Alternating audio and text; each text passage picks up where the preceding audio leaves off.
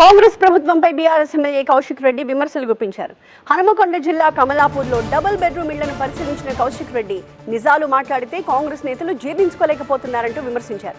ప్రభుత్వంలో కాంగ్రెస్ నేతలు కొట్లాడుకునేందుకే సమయం సరిపోతోంది అన్నారు. సీఎం రేవంత్, మంత్రి పొంగులేటిపై మంత్రి సురేఖ కూతురు చేసిన ఘాటు వ్యాఖ్యలే అందుకు నిదర్శనం అన్నారు.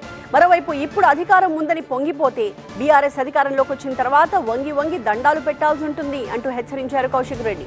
2 ఏళ్లలో బీఆర్ఎస్ మళ్లీ అధికారంలోకి రావడం ఖాయమని స్పష్టం చేశారు. నిజాలు మాట్లాడితే జీర్ణించుకోలేని పరిస్థితిలో ఉన్నారు. ఇలా వాళ్ళ పరిస్థితి ఎట్లున్నదంటే ఇలా వాళ్ళు కొట్లాడుకునే వరకే సరిపోతుంది. మన కమలాపూర్ మండల్ ఆనుకోనే పరకాల నియోజకవర్గం ఉంటుంది.